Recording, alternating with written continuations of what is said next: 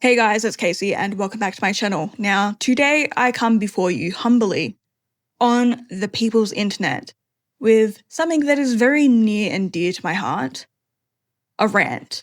More specifically, it is a rant about a particular phrase, which just so happens to be my singular least favorite phrase in the entire English dictionary. One that has become increasingly common in online spaces, particularly on places like Twitter and TikTok. I am, of course, talking about this particular phrase. Wrong side of history. Yeah. Absolutely wrong side of history. Now, I cannot even begin to describe how egotistical and self-important this particular phrase is. I want to, I just can't, because there are not enough words in the English language outside of egotistical and self-important to actually describe it. That's how ridiculous this particular saying is, and I can't wrap my head around it. I don't want to wrap my head around it. It's not a good saying. The problem is not that the phrase inherently implies that there is some kind of cosmic moral leaderboard out there that is silently telling up everyone on planet Earth's right doings and wrongdoings, and we're all just participants in some kind of godly, Puritan version of America's Next Top Model. No, that is not the main problem. It is a problem of the phrase. It's one that annoys me a lot, but it is not the main problem. Nor is the main problem the suggestion that there is only ever one true objective moral stance in the entire history of the world, and no matter what society is going through at any given point in time, that moral stance will never ever change. And isn't it just so convenient that the one true objective moral stance just happens to be your moral stance? I've got to pin my hair back because things are about to get tense. The greatest horror of the phrase, or the greatest comedy if we're to be honest, which I think we should be, the greatest comedy of the phrase is that in your own minds, you are such legends, you are so vital, you are so central to the entirety of human civilization that you not only deserve your own chapter title in the history books, you deserve your own double-page spread complete with coloured pictures. It doesn't matter that you have never and will never achieve anything groundbreaking or extraordinary, or you will never cure long-standing diseases or end famine, or the fact that your music isn't even that great, if we're to be completely and totally honest, which I feel like we should be. But none of that matters. You are rock stars purely for the reason, the one and only reason, that you just so happen to exist in this time and place, and that in and of itself is enough to make you the stars of human civilization. You are the most, in your own minds, miraculous thing to have ever happened since the first gamete was fertilized. You truly do believe, especially people who say that frickin' phrase, truly do believe that before them, the entirety of human civilization, the entirety of human history, has just been sitting around twiddling their thumbs in anticipation for the day that your angry TikToks would pop up out of nowhere and save them all from the boredom of a useless life. And I can't get on board with that. It annoys me so much. Just shut up, stop saying it. And not only that, I hate to be the bearer of bad news. Well, actually, no. That's a big, filthy lie. I love being the bearer of bad news. I live for it. But I hate being the bearer of bad news. Every single one of you is going to end up on the wrong side of history. Not because of who you are, not because of what you believe in, what you stand for. None of that matters.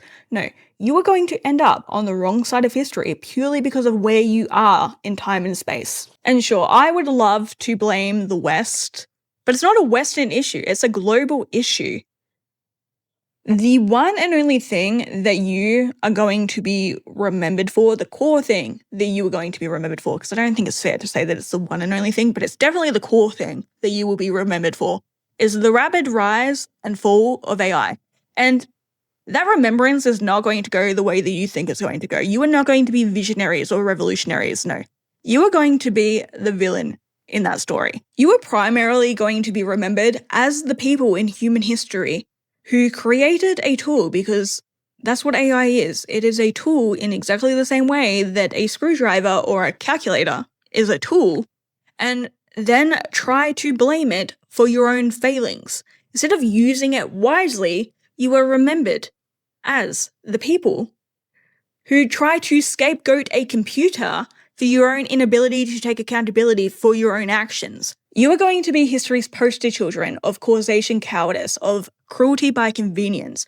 You are going to be remembered as the people who try to blame your own societal collapses on an inanimate object. How embarrassing. I'm embarrassed just to be here and having to witness it. It's actually quite funny because I was rewatching Wicked, the first Wicked, a couple of nights ago, and I had a total aha moment when they were singing Nobody Mourns the Wicked, because it hit me like a freight train that the lyrics to that song are not dissimilar to the language and the themes that I was taught in school when we were learning about the fall of the Siliconian empires, which actually makes sense when I stop and think about it, because just like how nobody mourns the wicked, nobody mourns the... Maybe I shouldn't say that's really mean. But nobody mourns the greedy and the weak. In the grand scheme of history, you are boring as... You do nothing, you achieve nothing, and all you really do is leave not only the world, but the societal structures within the world significantly worse than how you find them. But it's not even that. Yes, you don't achieve anything of great importance, okay? Lots of civilizations throughout history don't achieve things of great importance.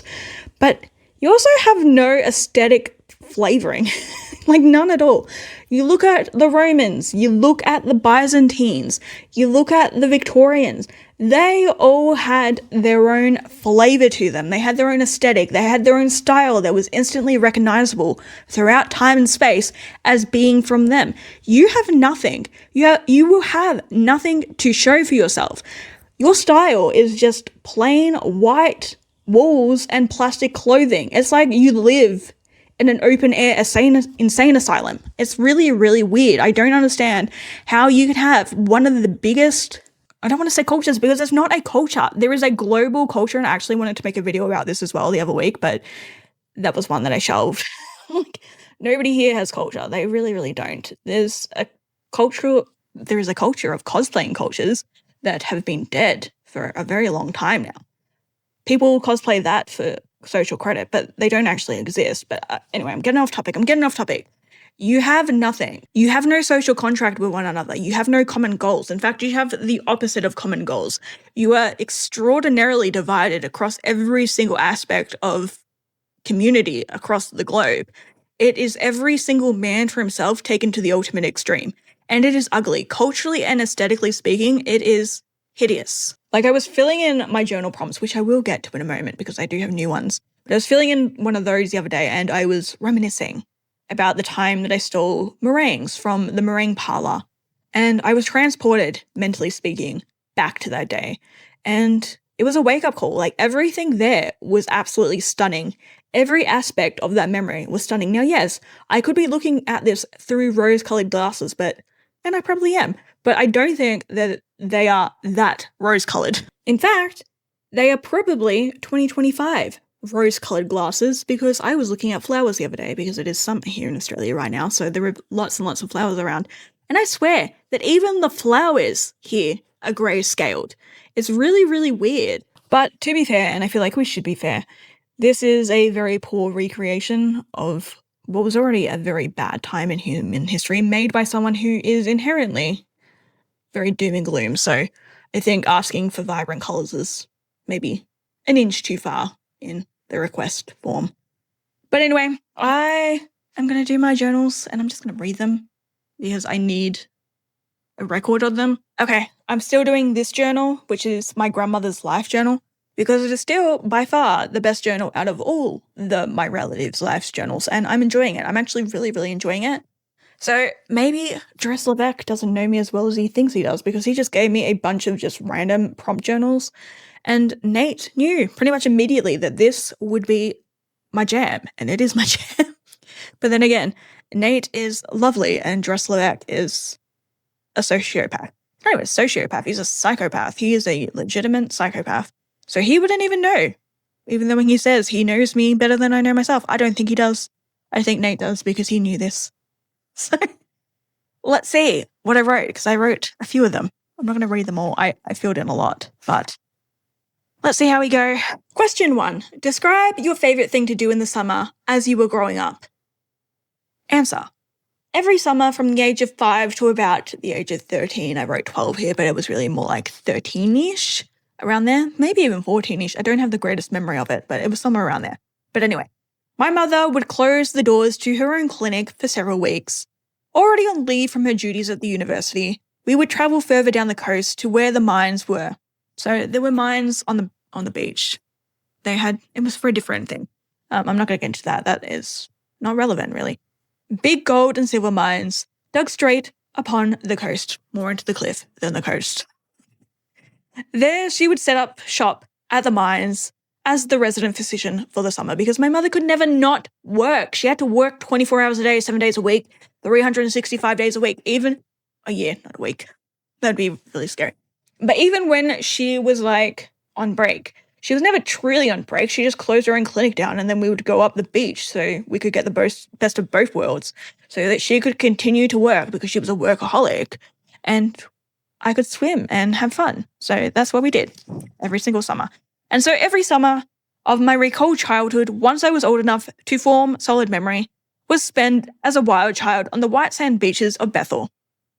There was always a gang of us kids there, kind of like the Goonies of old, because the Goonies is a really good movie. How none of us died is a complete and total mystery of the ages. Which is true. I would never understand how we didn't die. We should have died like a million times over because we were always into danger.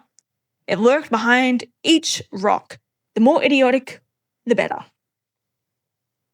Climbing dead whales on the sandbar, burying each other in sand, playing in the tar pit so that we had to spend hours in the bath trying to wash it out of our skin every single night. Losing our shoes in mud pits, kidnapping baby turtles so that the seagulls couldn't steal them, were just a few of the activities that we enjoyed.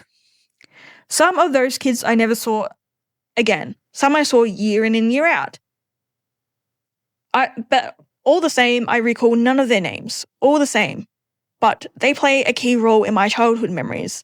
All figments of childhood bliss. Question 2, and I'm rushing through these because my microphone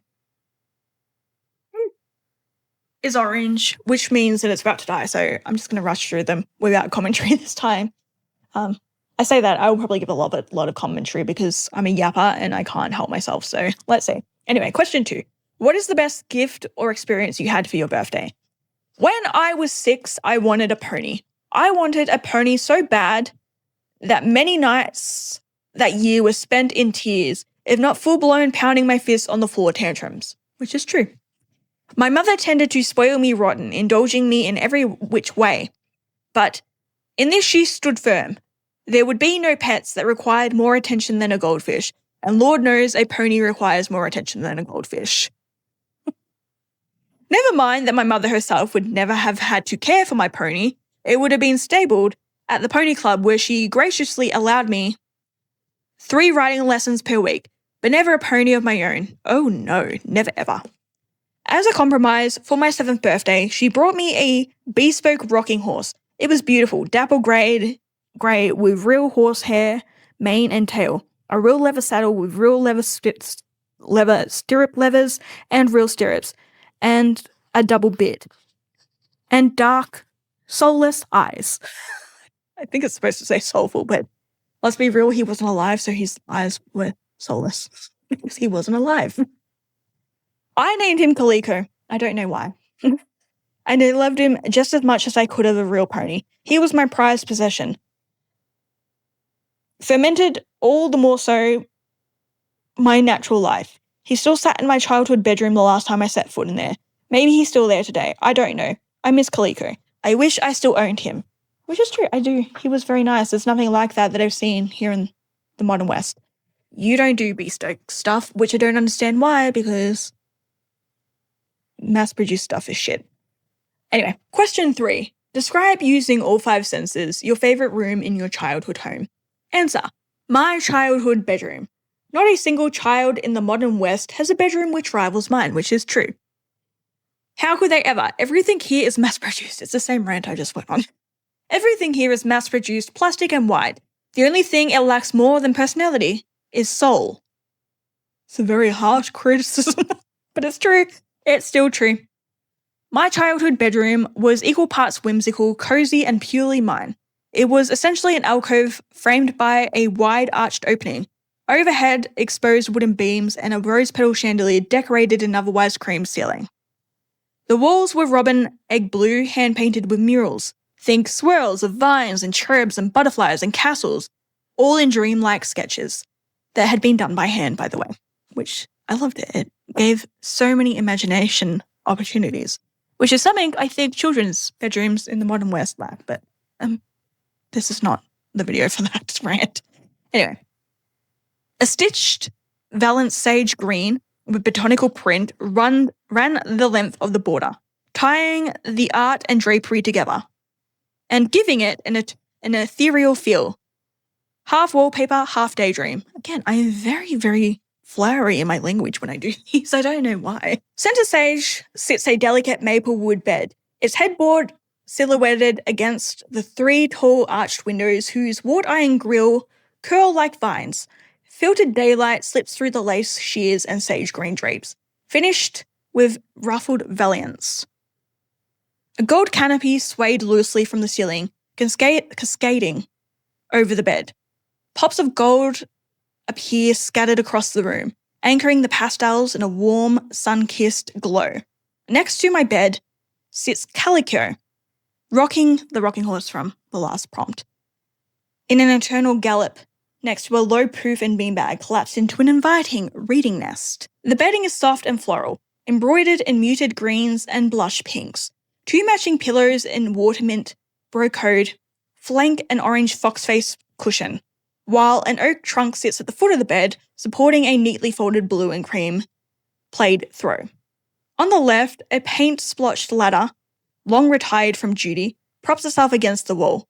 Its rungs now mostly hold a tuned wood lamp with pleated shade, a scattering of picture frames, a giraffe, and a dangling of paper cranes. To the right sits a spindle-legged side table, supporting a matched stack of books, a second lamp, and a scattering of bedtime trinkets. On the left wall, a pinboard filled with notes, sketches, and crafts. On the right, 2 plant hangers dangle lush greenery from the ceiling, the chords echoing the organic swirl of mural lines.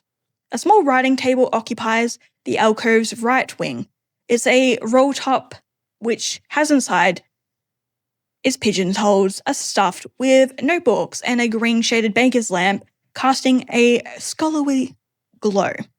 To the left, a tall cream bookcase whose every cubby bursts with life, a music box, chipped teacups converted to planters, a jar of sea glass glowing like candy drops. Underfoot spreads the plank flooring, a faded rug of sea foam and ivory softening every footsteps, the corners curling up into a quilt of memories. Like I said, I'm very, very flowery when I write these. Okay, that was not the best reading of all time, but in my defense, I am a doctor whose English is not native, and so my writing is like hen scratchings, so that's my excuse. It's a good excuse. It's one that is culturally accepted by you lot, apparently. I don't know why, but there you go. Anyway, like I said, good journal. I will do it again. I will do it again soon, actually, because, like I said, I am actually enjoying using it as a reflection tool. And then I'll be back and I'll read it once more in a better tone because my mic will be charged and not dying, so that will be a plus. But until then, this is Casey signing off for the night. As always, stay weird out there, stay safe, and who cares if you're not a grandmother? Get this journal. It's really, really good. Good night.